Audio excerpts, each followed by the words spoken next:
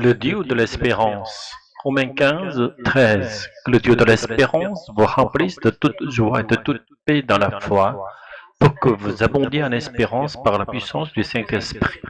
On a dit que le chrétien est celui qui espérance, qui ne voit pas. Si celui qui nous donne cette espérance et la soutient n'est pas Dieu lui-même, alors ce qui est invisible ne serait qu'une illusion. Dieu a déclaré, je suis le premier, je suis le dernier, hors moi il n'y a point de Dieu. Ésaïe 44, 6. Avant moi, aucun Dieu n'a été formé, après moi il n'y en aura pas. Ésaïe 43, 10. Et encore, il n'y a pas d'autre Dieu que moi. Ésaïe 45, 5. Par conséquent, autre Dieu n'est qu'un mirage, et croire à un autre Dieu, c'est se tromper soi-même. Si nous voulons croire à notre Dieu, c'est parce que nous voulons transformer une image invisible en image visible. De même, idolâtrie en dirigeant religieux revient à rechercher non pas le Dieu invisible, mais un homme visible.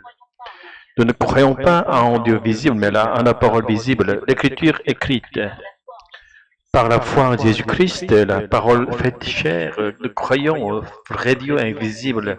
Le chrétien mûr n'est plus celui qui se nourrit seulement de nourriture spirituelle prédésirée que lui mâchent les prêtres, mais celui qui est capable de manger et digérer la nourriture solide directement à partir de l'écriture.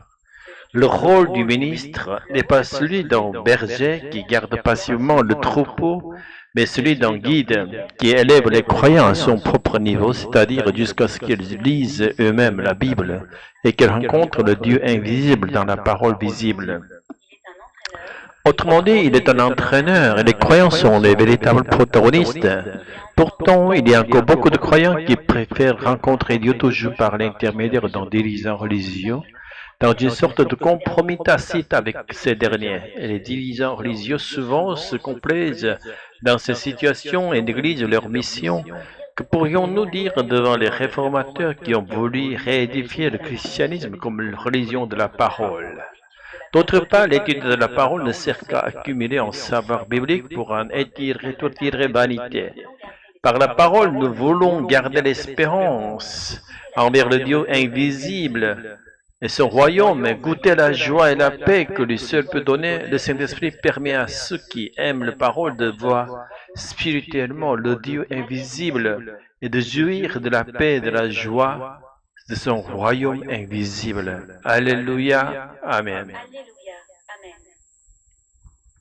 Prière finale.